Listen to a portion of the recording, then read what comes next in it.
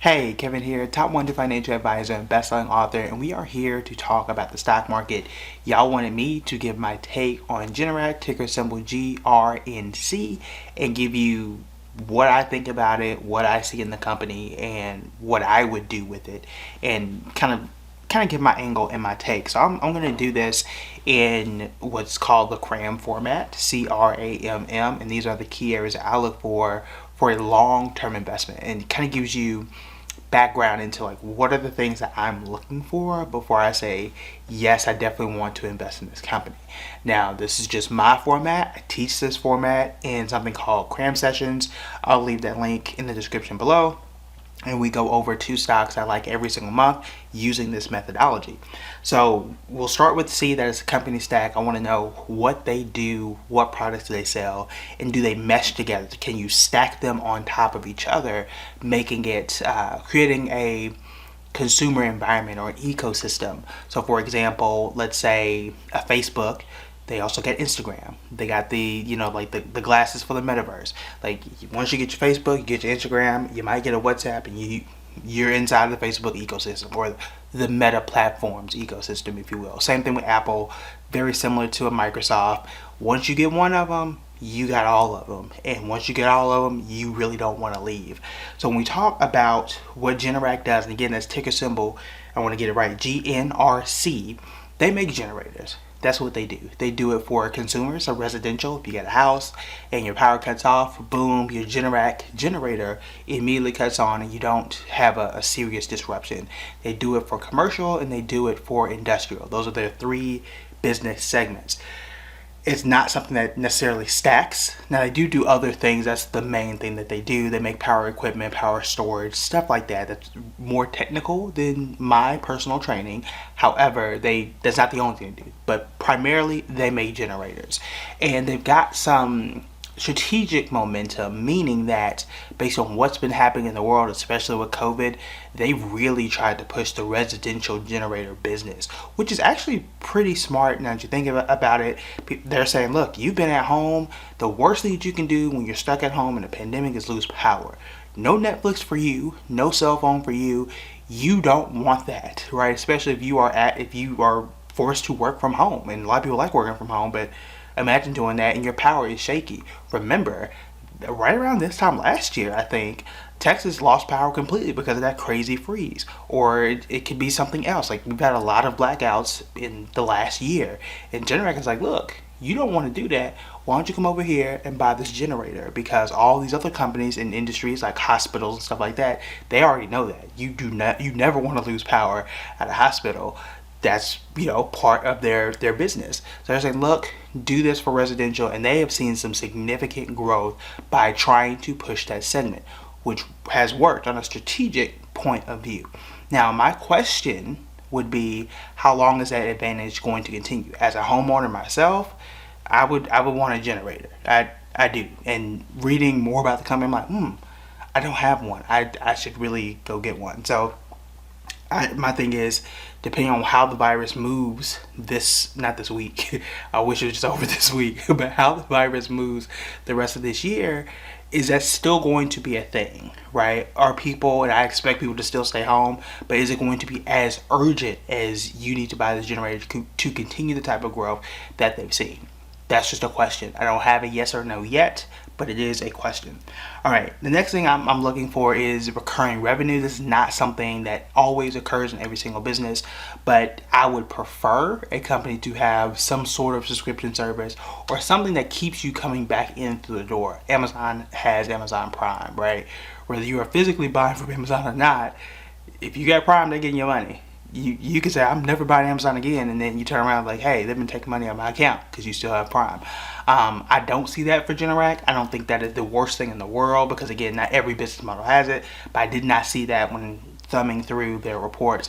And again, this is more of a one-time type of thing where you get it, you buy it, you got a generator. End of story there. So that is an NA, not applicable at this point in time for Generac. So we'll skip over that one. Next one's All-Star. I like companies that either have a really great CEO meaning that this person is seen as a leader, they're innovative, they're a great leader, they attract talent, and usually these things are come hand in hand. You have a base of talent that wants to come there, right? There's a reason why you see bidding wars for Silicon Valley talent between Google and Microsoft and Apple. They are paying the most to get people in the door to create these great products, and that's across the board.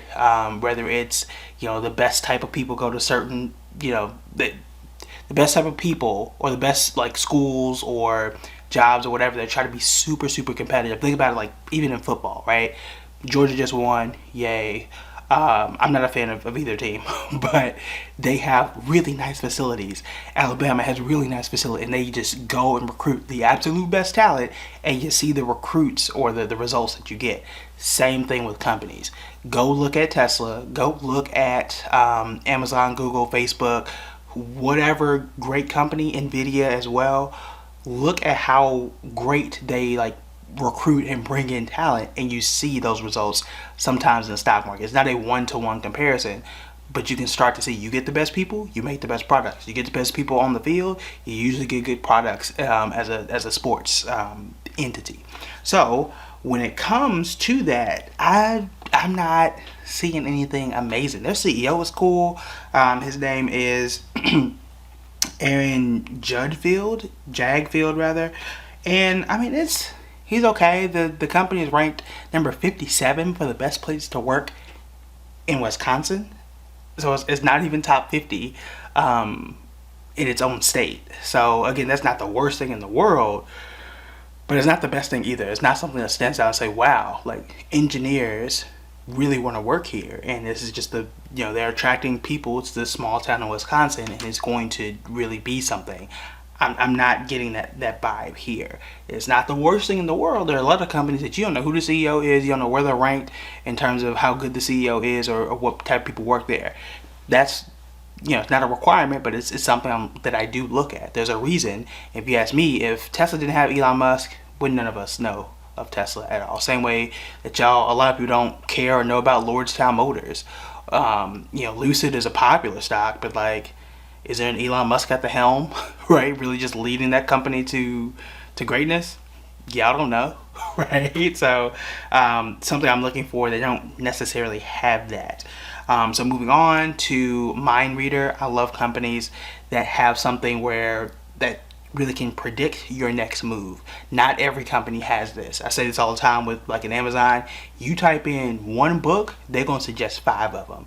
You go to Google or YouTube, you type in one of my videos, you're going to start seeing all of them, which is why you should hit the like and subscribe button now. Do that. You should really do that if you haven't already. But anyway, you get the point. It keeps you in the ecosystem. So if you have something that is a mind reader, some sort of product that gets you in the door, it helps you. It just keeps you there. The more you use it, the better it gets. And they have other products surrounding that. You're really entrenched. You're in it, and the cost of switching from one thing to another is very hard for you. It's easier for tech companies to do, not as easy as an engineering company, if you want to call it that, or an energy company, if you want to call it that. You don't really have that for Generac, and to my knowledge, it is relatively easy to say I don't want this and go somewhere else. Now, some reports say that they're one of the strongest. They have more pricing power where they can change the price to whatever they want to change it to within reason, and they don't have a whole bunch of competitors in the generator space. Now they have competitors in alternative energy. The grid could just be better. Maybe I can go solar, like I could do those different things. But when it comes to the generator space in and of itself, it's really Generac and nobody else, according to most of the reports, and they kind of hint to that in their own filings as well. So they are the leader in this space, which is good to know if it's something that you're interested in. All right, so they don't have a mind reader product. That's fine. I would prefer for them to have 3 of these things on this list that we've gone through, and now we're on the last one, momentum. So I've done CRAMM, so CRAM, company stack. Do they have things that stack on top of each other? Not necessarily. Do they have recurring revenue where it's something that I would have loved if they continuously made money from every generator? Maybe it's I don't know, subscription program or something. I don't know. You turn it on, they get paid. That's not the case. And again, I would prefer for them to have like at least 3 of these things checked out of the 5. So I said recurring revenue. Talked about company stack. When I look at the CEO, I'm not impressed. That doesn't make him a bad person, but I'm just not impressed. That's 3. So you're already not great on my list yet. You don't have a mind reader product. That's 4. And then what I consider to be one of the most important is momentum. Is this company moving in the right direction? And how is that going to impact me? And how is that going to entice me? So here's what we got. There are a lot of really interesting things about where Generac is from a price perspective and just an investment perspective. So number one, last 6 months they're down 26%. That's a hard no for me. That's instantly like, something happened for you to be down 26% in just 6 months. That's not good. Okay, so that's number one. But if I step back and say, okay, maybe it was just a bad half of the year. Maybe something happened, maybe it was just bad at that point in time. Let's take a step back and say, well, how did you do over the previous year? They're actually up 28%, which is like, okay, mixed signals of something that happened that was not good the last 6 months. But when I take a step back, over the full year, you're actually pretty good. Okay, mixed signals there. But there are 2 other things that happened that are relatively interesting. So number one, and probably this is the video that y'all got this from, was Generac. So they were in the top 10% of the worst companies in December. And we know for years and years now, I think it was close to 20 years, if I'm not mistaken, if I remember that tweet correctly, that the worst 10 from the previous year tend to be the best 10 in January. Now we are only 11 days into it as of this recording, so we will see. So it could be one of those companies that's just, hey, this is a decent value for this month. It's a decent value for something that I can do right now. But that's not the only interesting historical fact out there as well. The other interesting fact is that companies that are added to the S&P 500, which Generac was in March of 2021. So companies that are added to the S&P 500, the ones that they are replaced with actually do worse. So for example, Generac was replaced, Xerox, the copy company, ticker symbol XRX, XRX, they were in the S&P 500 and they got switched out for Generac. So Generac is now in the S&P 500. And when that happens, the company that is added to the S&P 500, which is Generac, does not do as well as the company that got kicked out. And usually companies that get kicked out tend to do better, like 82.5% of the time. There's a lot of research, there's some research, I wouldn't call it a ton of research, there's a little bit of research out there that confirms this. It actually happened to Tesla in 2020 when they were added to the S&P 500, and there are several cases that are very similar. So I actually put a chart here, and you'll see that Xerox is starting to kind of turn and Generac is not. There are a few weird instances as to why this happens, but within 1 year, that is what tends to happen. You get added to the S&P 500, the stock falls, the one that got kicked out tends to do better within that first year. That's not me saying invest in Xerox. I'm not saying that. But those are the 2 conflicting forces where it definitely sold off at the end of December. It might be a good buying opportunity for January, but it also has negative momentum pretty significantly over the last 6 months. So it's in a weird, very, very weird space. And here's the last thing that I'll tell you about the company as well. Right now it's in the $320 range, and analysts that are paid to research this stuff all the time, a lot of them are confirming and saying that they see the target price at somewhere around $500 per share. So if this is a deep value stock, this would be the time to buy it if you think that. For me, I'm seeing too many mixed signals for me to say that I'm going to buy this and hold this for long term and be confident in it. It is you could easily say that if you're going to get in or DCA at 320 or 300 or what have you, you're going to get it, ride it out for a year, ride it out for maybe even 2 years, and you're going to be fine. You can say that, and you could very well be right, because prior to, really, if you go back to 2020 when the stock was $99, this thing has absolutely taken off since 2020. It's, you know, at this point, it's been 2 years.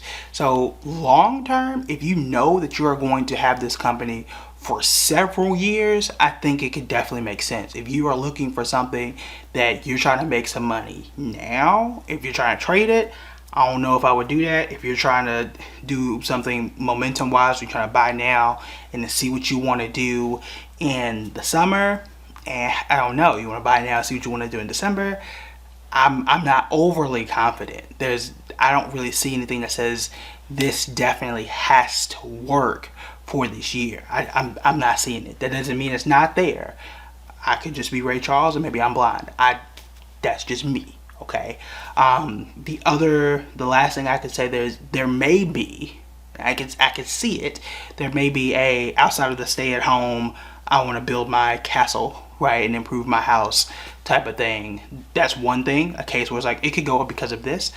Maybe there's a case for infrastructure, maybe. And I'm as you see, I'm squinting here and trying to, like, you know, tilt and say, like, well, this could make sense, because if construction picks up, which most people expect, let's say we build more houses, we build roads, bridges, all kind of stuff, and you need power to do some of that stuff. So if I'm taking my equipment, building a house, I don't know, in the woods or whatever, I don't know how houses are built, clearly, and you're taking a generator to make sure you have power on site to do a lot of that stuff, there's a case.